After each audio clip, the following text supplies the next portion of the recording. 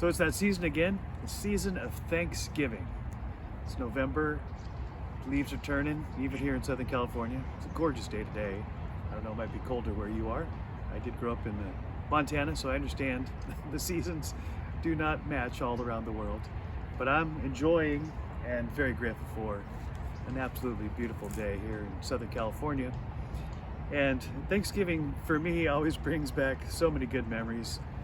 Many of them related to food, of course, because people pull out the stops and serve more food in one day than any of us should eat in a week or perhaps a month. One of my favorite Thanksgiving stories happened many years ago when I was in college. I was in Southern California for school and my family's in Montana. And the break wasn't long enough, nor did I have enough money to get home for Thanksgiving. So I was kind of, moping around in the dorms thinking, am I going to spend Thanksgiving in my room, in my dorm room, alone? It didn't sound like a great prospect. I wasn't feeling all that thankful, right? And then one of my buddies at school, he says, hey, I'm taking a few friends home to Vegas. Why don't you come with us? I'm like, sweet, that sounds like a great plan. And my friend Joey, very Italian guy, super gregarious, funny, engaging.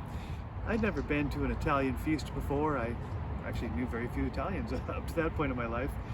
And I was absolutely blown away. It was the biggest feast I'd ever seen, perhaps one of the biggest feasts I've seen in my entire life.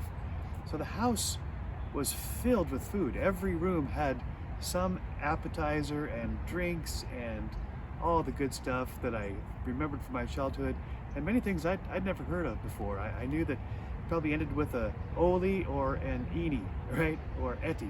I was trying to figure out. I didn't even care what it was called. It was just so delicious. Everything smelled good. And by the time we got to Thanksgiving dinner, I was pretty full already because, I don't hold back when it comes to eating. That's my job. I'm not a cook, but I'm a great eater and makes the cooks feel happy. So that's what I was giving on Thanksgiving. But we all filled this room. I think there was around 30 people. Around the table, went into the living room and then came around the corner.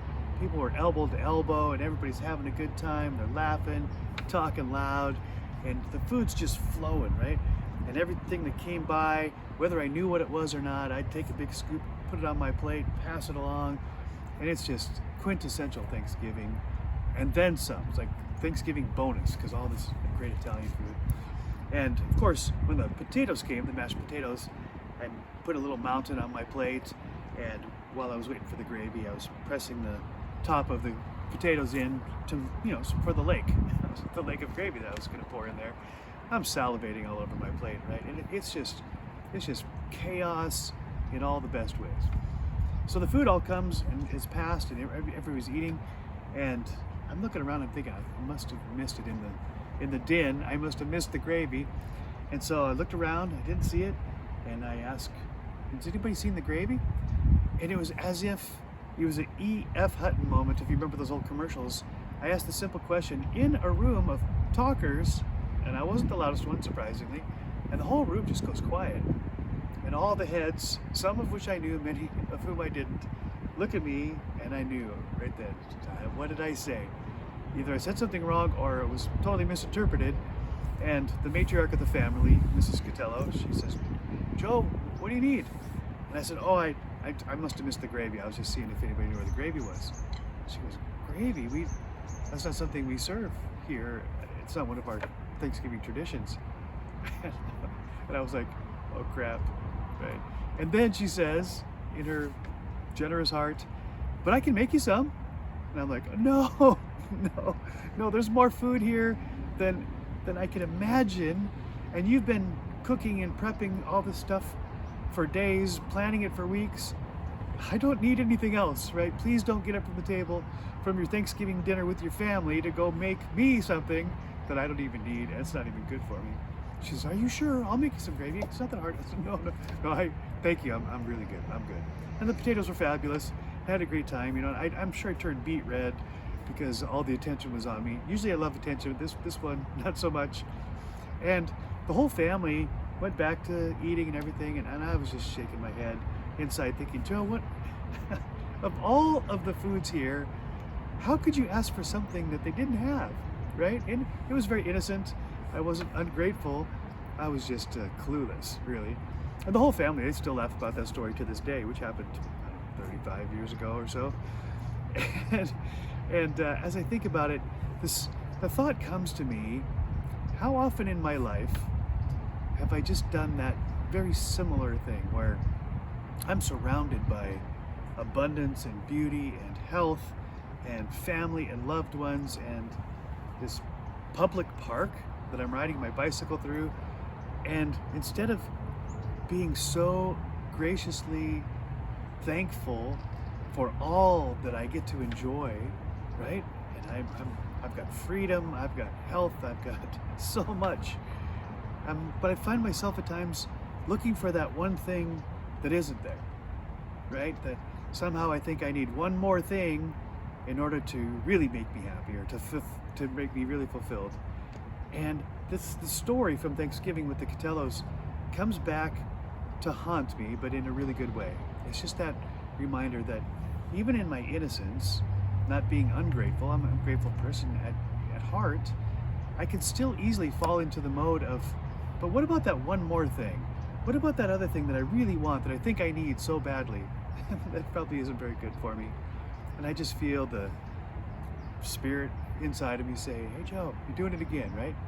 Instead of always looking for what you don't have and thinking you need something else, remember what you do have. Remember how good life really is and how good God is. I'm like, yeah, that's right. And I've heard it said, and I've come to understand a little bit more what this means, that life is what you create it to be. Life is what you pay attention to. You create the world that you pay attention to, and it's very easy, it's almost like a default to pay attention to what I don't have, thinking that I need to get that, right? Even a lot of the manifestation books and popular language in culture today, it talks a lot about visualizing the thing that you want, right? The life that you want, the car, the house, the whatever, so that you can think and feel about what it would be like if you had it right now, and that will bring it into your existence. And something about that has always just been a little odd to me, because in essence, if you look at that language, it's as if you will be happy when, right? Imagine what it will be like if and when you get something happens, or someone, or whatever that thing is that you think you want, or think that you need. And I'm thinking, well, that means in essence that I can't be happy and fulfilled with what I already have, with who I already am, right? And so I've really kind of thought through this and decided to adopt a different focus. Rather than thinking about the thing or things or people or circumstances that I haven't experienced, and how that if and when that happens, then I can be grateful, then I can be happy, then I can be fulfilled.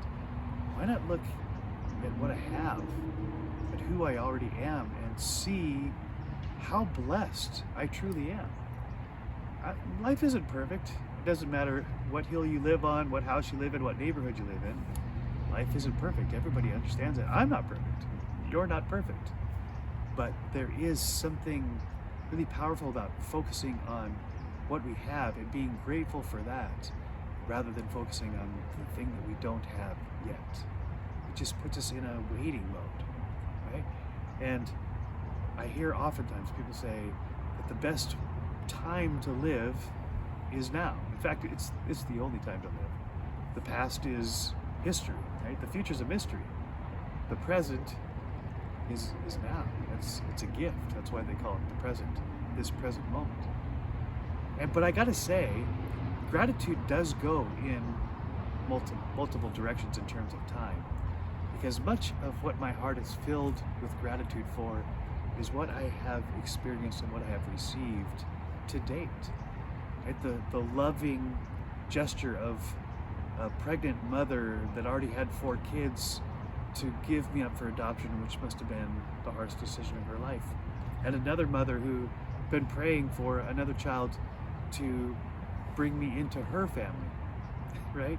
And to do all of the sacrificial things that a mom has to do. I didn't earn that, I didn't serve it, I didn't manifest that, right? I was the recipient, I am the recipient of that kind of love, that parental love. And then the love from my sister and my brother, and then my stepbrother, my stepmother, and on the story goes. I understand better than I ever have. I didn't get here alone. I'm not a self-made man. I didn't make myself, right? And then I overlay my understanding of scriptures, the ancient truths that says I'm fearfully and wonderfully made, and that I was conceived in the mind of God long before I was conceived in the body of my biological mother. That's mind-blowing, right?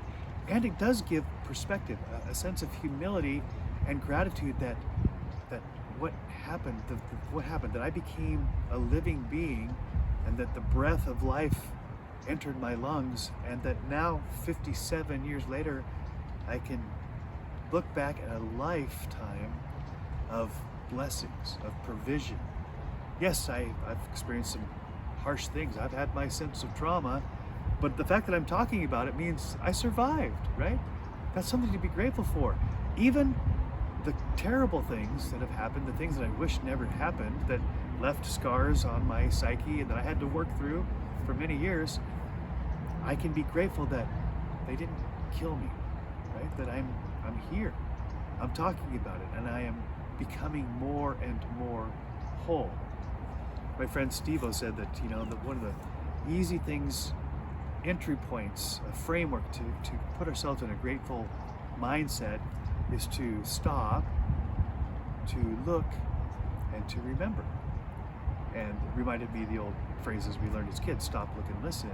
But I love Steve-O's idea: stop, look, and remember. Remembering means I can take all of those experiences in the past, good, bad, and indifferent, and give thanks for every single one of them, because had any of those things happened differently or had not happened, I'm not here, right? They all weaved together the story of my life. Who I am is the amalgamation, the culmination, the integration of all of my memories. And some would say the memories that have been passed on from generation to generation through DNA. That family I know a little bit about, but not that much. But I still am the recipient of all of the history, the ancestry that brought me forth into the world. God has sustained me through all these things. And so for the highest highs and the lowest lows and all the mundane stuff in between, I can give thanks because I know all of those things are me. All of those things are who I am today. And gratitude goes forward. I can look into the future with hope, right? Knowing, as the Bible tells us, that the days ahead will be better than the days behind. Now, we don't get that message much in the media. We don't get that much in social media. In fact, if you believe all of the headlines, we're all doomed, right? But the Bible, God's word, says the days ahead will be greater than the days behind. Now, that can be misinterpreted. That means that every day is a progression that is better and better than the one behind. I don't think that's exactly what it's saying, because life is up and down and all around, right? But what it's saying is that in the big picture, the future will be even better than the past. And yes, the past has brought me to where I am now, but it doesn't determine where I go next. I have this free will, this ability to choose, to understand and remember all of the things that have been woven together that make me me.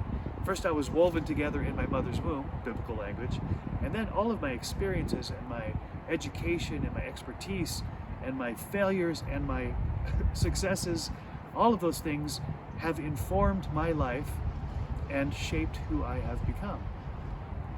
And here's the beautiful part about gratitude looking forward, is I know, perhaps more poignantly and more intricately than I ever have, that the past is the roadmap that shows how I got here, but it does not determine where I go from here, right? That I have agency, I have the power of choice, and I can remember all of this stuff and learn from my mistakes so that I can make better choices moving forward and believe those words of God that the days ahead in the end, in the big picture, the days ahead will be better than the days behind. Right?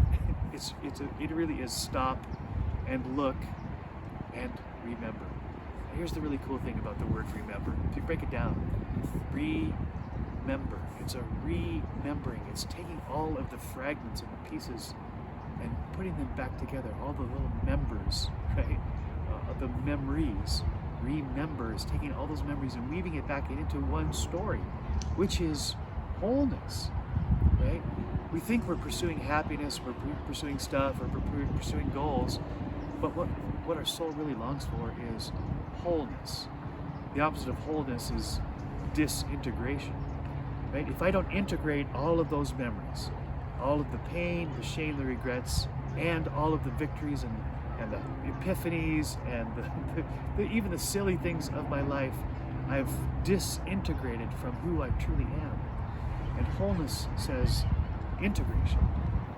Bring it all into this present moment. Be grateful for all that I've experienced in everything, in every circumstance. Give thanks. This is God's will for you. Why is this God's will for me? Because He knows that's the best possible way to live. In gratitude. In gratitude. And I remember, put the members back together, I become more whole.